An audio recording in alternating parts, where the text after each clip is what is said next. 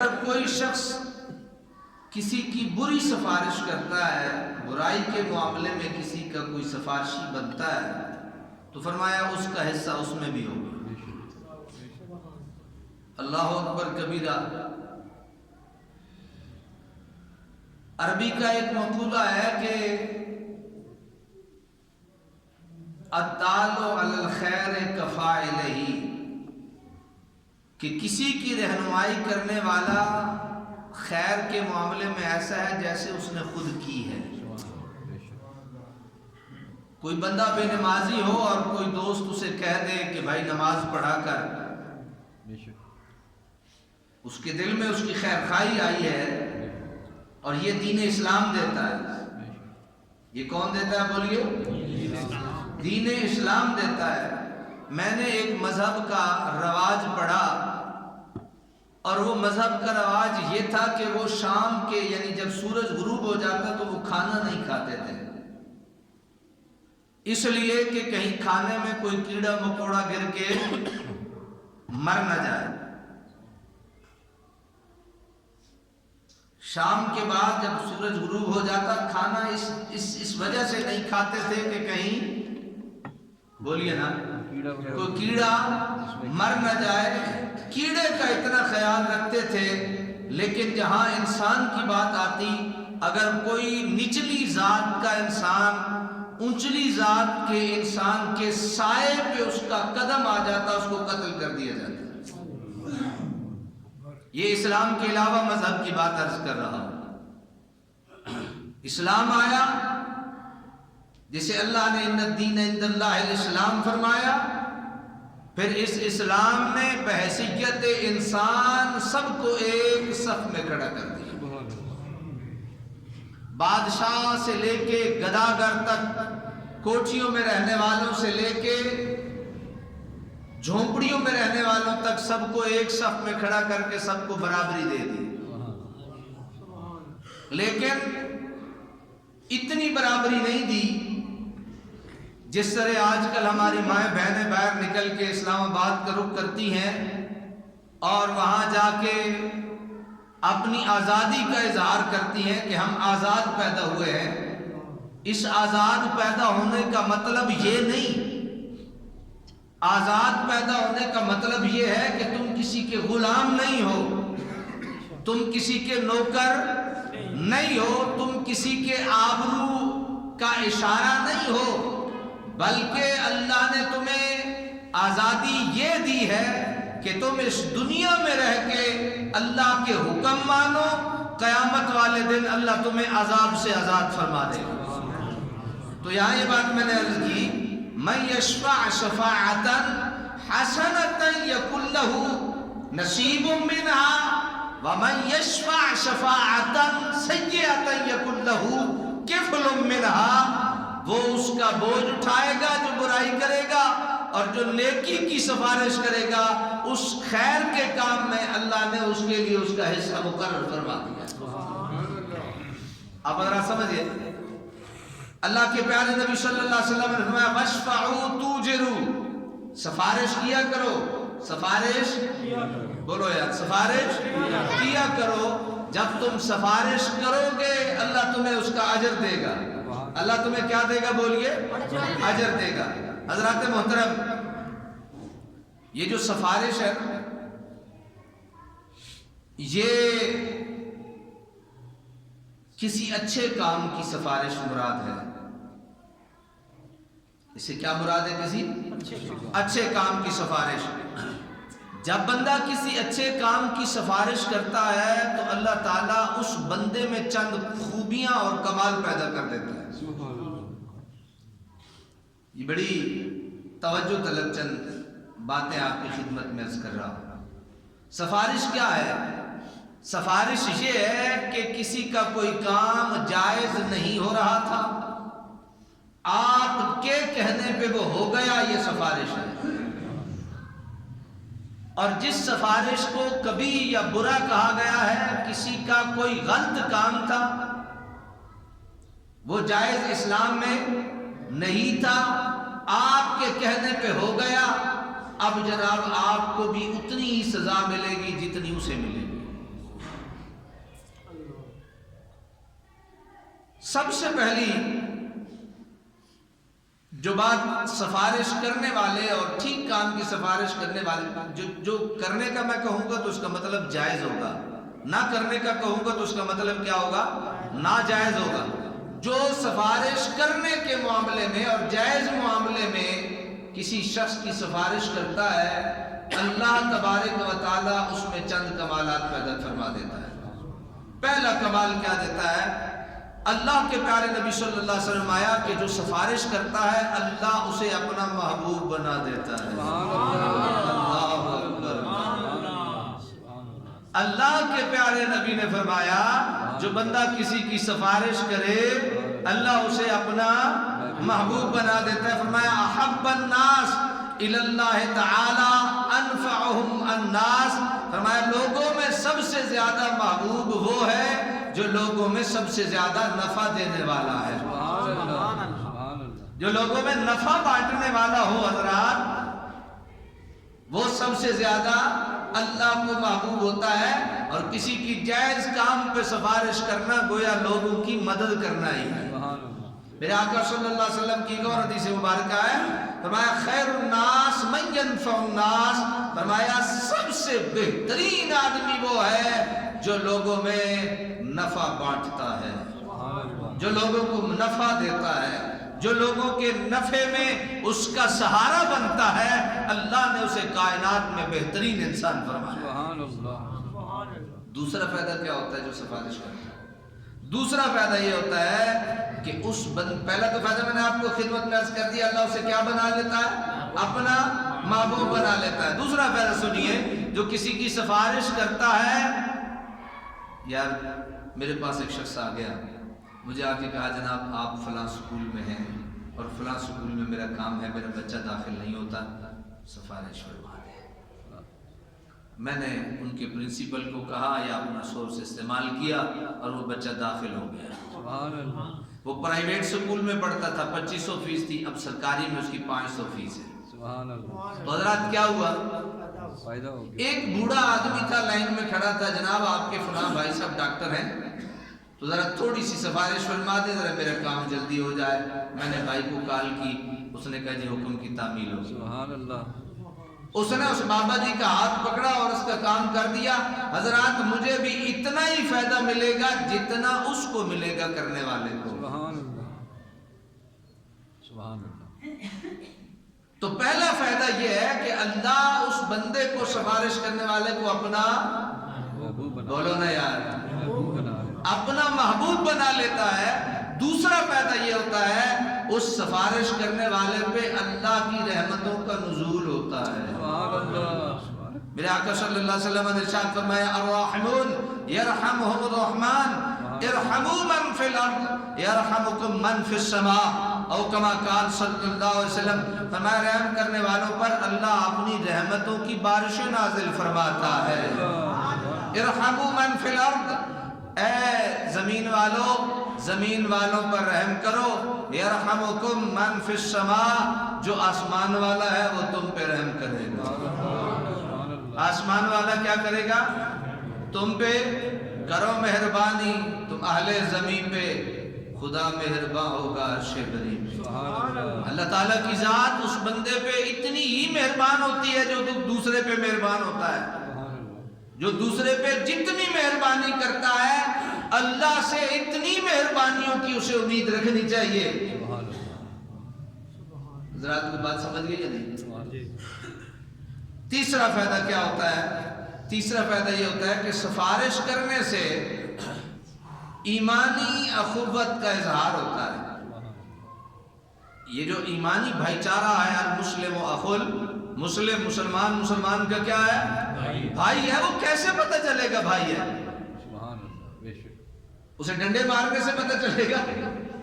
اسے گالیاں دینے سے پتہ چلے گا؟ کیسے پتہ چلے گا کہ ایک مسلمان دوسرے مسلمان کا بھائی ہے؟ حضرات ایسے ہی تو پتہ چلتا ہے کہ جب دوسرا آئے اور بندہ اپنے دل بھی بچھا دے اور اپنی آنکھیں بھی بچھا دے اپنے مسلمان بھائی کے لیے، تب تو وہ پکا اور سچا مسلمان ہے۔ اور اللہ تعالیٰ اس کے دل میں یہ جو ایمان کی چمک اور ایمان کی یہ چھوٹی سی چنگاری اللہ تعالیٰ نے رکھی ہے، یہی تو اس کے ایمان کا اظہار کر رہی ہے۔ حضرات سمجھئے، اللہ کے پیارے نبی صلی اللہ علیہ وسلم حضرت سیدنا ابو موسیٰ آپ اس بات کو روایت کرتے ہیں، روایت تر المؤمنین فی تراحمہم وتوادہم وتعاطفہم کمثل الجسد اذا اشتکا عضوا تداعی لہ سائر جسدہ بالسہر والہما، او کما قال صلی اللہ علیہ وسلم، فرمایا مومن کی مثال آپس میں ایک دوسرے کے ساتھ الفت، محبت اور رحمت کا معاملہ کرنے اور ایک دوسرے کے ساتھ لطف و نرمی جو ہے یہ کرنے میں ایک جیسی ہے، اور جب اس کا کوئی ٹکڑا بھی تکلیف میں ہوتا ہے تو سارے کا سارا جسم کیا ہوتا ہے؟ تکلیف میں۔ مسلمانوں کی آپس میں محبت اور پیار کی ایک مثال پیش کی گئی ہے، کہا یہ ایک جسم جیسے ہیں، ایک جسم جیسے ہیں پورے مسلمان، چاہے کوئی مشرق میں ہے کلمہ گو، چاہے مغرب میں ہے، چاہے شمال میں ہے، چاہے جنوب میں ہے، چاہے وہ چین کے کسی کونے میں بیٹھ کے کلمہ پڑھ لیا ہے اس نے اور اظہار ایمان کر لیا ہے لا الہ الا اللہ محمد رسول اللہ کے ساتھ، تو وہ آپس میں محبت اور پیار کرنے میں ان کی مثال ایسے ہے جیسے ایک مجسمہ ہو، ایک وجود ہو، اس کے پاؤں میں درد ہو اگر چین والے کے، تو پورے کا پورا وجود مومنین اور مسلمین اسی طرح درد اور تکلیف میں ہوتے ہیں جیسے کہ وہ چین میں رہنے والے تکلیف میں ہوتے ہیں۔ اگر سمجھ گئے تو پھر کافی فائدہ ہوگا، اور اگر نہیں سمجھے تو حضرات پھر اس سے زیادہ بہترین میں اپنے آقا کا فرمان آپ کی خدمت میں عرض نہیں کر سکتا۔ ایک بات عرض کروں، میں نے یہ دور دور کی مثال دی ہے، اب ذرا نزدیک کی مثال لے لو۔ میرا ایک پڑوسی ہو، اس کا باپ فوت ہو گیا ہو، میرے بیٹے کی شادی ہو، اخلاقی طور پہ مجھے کیا کرنا چاہیے؟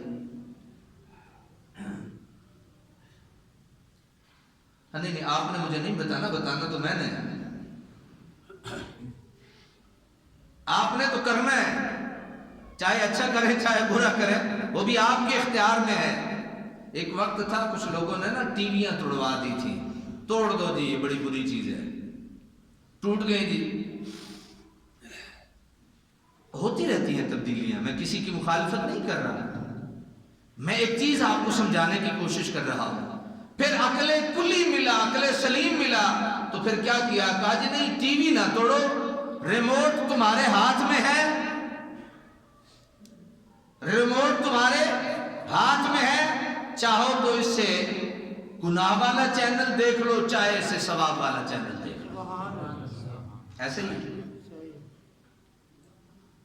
بھائی اگر گرمیوں میں کوئی پنکھا چلائے تو سمجھ آتا ہے کہ اس کی ضرورت ہے، اور اگر کوئی سردیوں میں چلائے تو دو باتیں کی جاتی ہیں، کہا جاتا ہے یا اس میں عقل نہیں ہے یا بیمار ہے۔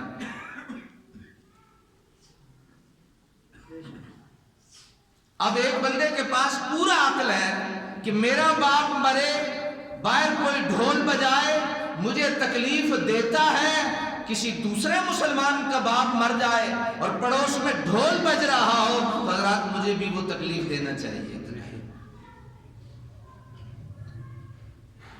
مومن آپس میں محبت، پیار، الفت میں ان کی مثال ایسے ہی ہے جیسے ایک جسم ہو، اور جسم کے کسی ایک حصے کو تکلیف ہو، سر میں تکلیف ہو تو پورے وجود تکلیف میں ہوتا ہے، پاؤں میں تکلیف ہو، پاؤں کے کسی ایک ناخن میں تکلیف ہو تب بندہ تکلیف میں، پورا وجود تکلیف میں ہوتا ہے۔ تو بھلا توجہ فرمائیے پھر مومن کی مثال ایک جسم کے ساتھ اور ایک جسد کے ساتھ کیوں دی گئی ہے؟ اب سادہ سا میں نے بڑا پرانا مجھے ایک بات یاد آ گئی، میں نے ایک آپ کی خدمت میں پورا ایک بلکہ 2-3 جمعے میں نے عرض کیا تھا، مسلمان ہوتا کون ہے؟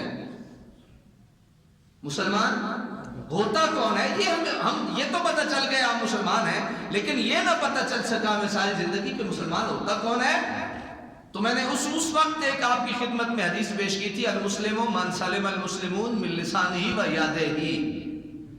مسلمان وہ ہوتا ہے جس کی زبان سے بھی اور جس کے ہاتھ سے بھی دوسرا مسلمان محفوظ رہے۔ کہیے سبحان اللہ. اگر آپ نہیں کہتے تو میں پھر تھوڑا سا شک میں ہو جاؤں گا کہ کہیں الٹ تو نہیں ہو رہا کہ آپ ہاتھ سے بھی لوگوں کو تکلیف دیں اور منہ سے بھی تکلیف دیں. اللہ نہیں کرتا، ہم کرتے ہیں. ہمیں نہیں کرنا چاہیے حضرات. آج اس حوالے سے پھر یہ مسلمان کی تعریف سن لو.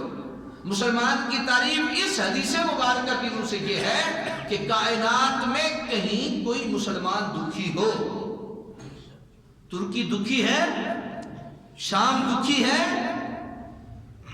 چچنا ہے، بوسنا ہے، دیگر ممالک جتنے بھی اسلامی ممالک ہیں جہاں درد ہے، جہاں تکلیف ہے، پاکستان میں بیٹھے ہوئے خوشحال مسلمان کو اس کی تکلیف ہونی چاہیے. میں وہاں نہیں لے کے جانا چاہتا، میں اپنے ملک میں آپ کو رکھنا چاہتا ہوں. یہاں کے جو اب حالات چل رہے ہیں آپ کو کیا ہے؟ یہ تو درد اسے ہوتا ہے جو مسلمان ہوتا ہے، کیونکہ مسلمان کی یہ تعریف ہے. چبھے کانٹا جو کابل میں، غالباً علامہ کا شعر ہے کہ کہیں دور بھی اگر کسی کو کانٹا چبھے نا تو تکلیف ہمارے ہر شخص اور ہر فرد کو ہونی چاہیے. تو حضرات میں آپ کی خدمت میں بڑے ادب اور بڑے ہی احترام سے عرض کروں گا کہ ہمیں اپنے غریب مسلمان بھائیوں اور پڑوسیوں اور محلے داروں کی ہمیں تکلیف ہونی چاہیے.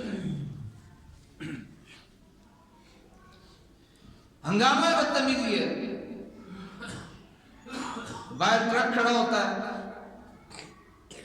جس کے کچھ سورسز ہیں وہ 10 توڑے لے جاتا ہے، اور ایک غریب ہماری بیٹی چادر لے کے اپنا منہ چھپا کے وہاں کھڑی ہوتی ہے. میرے جیسا غیرت مند مسلمان بھی اسے پوچھتا تک نہیں ہے. جواب دیجیے، کیا وہ ہماری عزت نہیں؟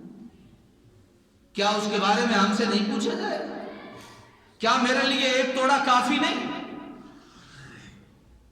صحابہ کا یہ معمول مبارکہ تھا کہ جناب تھوڑا تھوڑا مائی صاحبہ اکٹھے کرتے کرتے کچھ بنا لیا تو غصے ہو گئے. کہا تمہیں کل کا علم ہے؟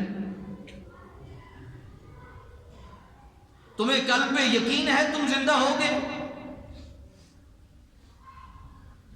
چینی کی بات آتی ہے تو چینی اکٹھی کر لیتے ہیں، آٹے کی بات آتی ہے تو آٹا اکٹھا کر لیتے ہیں. حضرات میری باتیں سادہ ہوتی ہیں لیکن ہوتی ٹھیک ہیں. ہم کیا بتانا چاہتے ہیں؟ ہم اپنے گریبان میں اس حدیث مبارکہ کی روح سے جھانکیں تو میں یقین سے کہتا ہوں ہم میں سے کوئی پکا سچا مسلمان نہیں بچتا. ہر بندہ چینی، ہر بندہ آٹا، ہر بندہ اپنے پیٹ پہ ہاتھ مارتا نظر آتا ہے، کسی غریب کے سر پہ ہاتھ رکھتا مجھے نظر نہیں آتا. میری بھی ادباً گزارش ہے، لیں ضرور لیں، ہمارا حق ہے، لیکن طریقے کار سے لیں، دوسرے بہن بھائی کا خیال رکھیں. اور یہ جو ہم سفارش کرتے ہیں ہمارے دین نے اس طرح ہر چیز کو شترے بے مہار نہیں چھوڑا کہ ٹھیک ہے تو شترے بے مہار ہے. مسجد ہے نا تو مسجد میں آنے کے آداب ہیں، مسجد میں جانے کے آداب ہیں. گھر ہے تو گھر میں آنے کے، اپنا گھر ہے، میرا اپنا گھر ہے، میرے اپنے گھر میں آنے کے آداب ہیں، گھر سے نکلنے کے آداب ہیں. میرے گھر میں جو رشتے ہیں ان کے ساتھ میرے جو تعلقات ہیں ان کے آداب ہیں. تو اسی طرح سفارش ایک بندہ کرتا ہے تو سفارش کی بھی کچھ آداب ہیں، جن میں سے پہلا آداب یہ ہے کہ سفارش جب کرنی ہو تو پھر اخلاص کی بنیاد پہ کرنی چاہیے، خالص ہو کے کرنی چاہیے. اللہ کریم نے ارشاد فرمایا کہ انما نطعمکم لوجہ اللہ لا نرید منکم جزاء ولا شکورا، کہ ہم تمہیں صرف اللہ کی خوشنودی کے لیے ہی کھلاتے ہیں، نہ تم سے بدلہ چاہتے ہیں اور نہ شکر گزاری چاہتے ہیں. اور دوسرا سفارش اللہ کی حدود جو قائم شدہ حدود ہیں ان کے معاملے میں کرنی چاہیے. اللہ کی حدود کو توڑنا نہیں چاہیے، اللہ کی حدود کو توڑنا نہیں چاہیے. تو وہ بڑا مشہور واقعہ کہ حضرت اسامہ بن زید نے جب قبیلہ مخزوم کی کسی ایک عورت کی سفارش کی جس نے چوری کی تھی، تو حضور سرور کائنات علیہ التحیۃ والثناء کو غصہ آ گیا. تھی سفارش ہی نہیں، تھی تو سفارش، لیکن جس میں حدود اللہ ٹوٹ رہی ہو، اللہ کی حدودیں جو ہے وہ ان کو پامال کیا جا رہا ہو، ان معاملات میں سفارش کرنا جائز نہیں ہوتا. اللہ کے نبی صلی اللہ علیہ وسلم، اسامہ کیا تم اللہ کی حدود جو ہیں یہ توڑنے کے لیے سفارش کر رہے ہو؟ کہ یہ ایک بڑے قبیلے سے تعلق رکھتی ہے، اس نے چوری کر لی ہے. اور اللہ کے نبی صلی اللہ علیہ وسلم، پچھلی قوموں میں جو عذاب آئے ہیں نا، ان کی وجوہات اور اسباب میں سے ایک سبب یہ بھی تھا.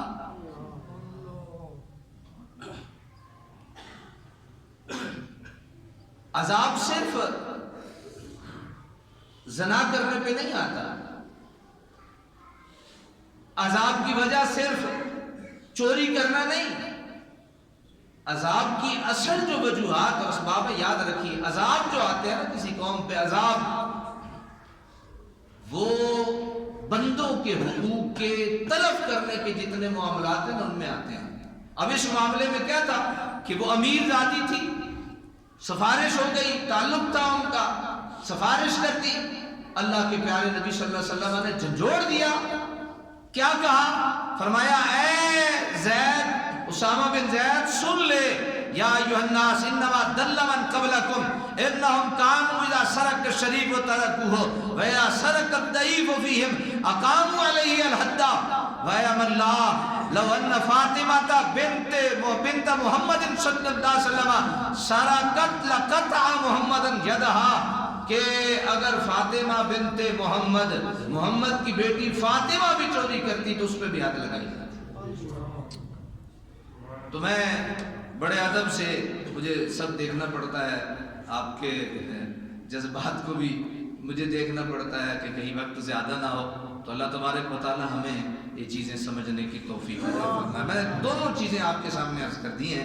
جائز معاملے میں سفارش، اس میں بھی اللہ نے حصہ رکھا ہے، اور جو ناجائز معاملے میں کوئی سفارش کرتا ہے اس کا بوجھ بھی اس بندے پہ، سفارش کرنے والے پہ اتنا ہی ہے جتنا کرنے والے پہ ہوتا ہے، جتنا معاملہ اور کام کرنے والے پہ ہوتا ہے. اللہ تعالیٰ ہمیں قرآن مجید فرقان حمید کے ذریعے سے ہدایت کا راستہ، اس پہ چلنے کی توفیق نصیب فرمائے. ہمیں اپنی سچی بات دی ہے، یہ دعا کیا کرو، سننے سنانے کے بعد یہ دعا کیا کرو، اللہ جو سنا ہے اس پہ عمل کی توفیق عطا فرمائے. ہمارے ایک استاد ہوتے تھے، وہ کہا کرتے تھے سمجھ آ گئی. تو ہم جب کہتے نا سمجھ آ گئی تو فرماتے تم کیسے بدھو ہو، یہ کیوں کہتے ہو سمجھ آ گئی؟ کہا جی کیا کہیں؟ کہا سمجھ آ گئی کا معنی آتا ہے؟ جی نہیں آتا. کہا سمجھ کا معنی تو سمجھ ہے، آ گئی کا مطلب ہوتا ہے کہ آ اور گئی. تو ایسا معاملہ کم از کم ہمیں قرآن، حدیث، مصطفیٰ کریم صلی اللہ علیہ وسلم کے اقوال کے حوالے سے، صحابہ کے آثار کے حوالے سے، تابعین اور تبع تابعین کی پیاری پیاری اداؤں کے حوالے سے ہمیں نہیں کرنا چاہیے. ہمیں ہر اچھی بات کو لے کے پلو میں باندھ کے اس پہ عمل شروع کر دینا چاہیے. عمل کرنا ہمارا کام ہے اور پھل بوٹے لگانا میرے اللہ کا کام ہے. اللہ تعالیٰ ہمیں عمل کی توفیق نصیب فرمائے.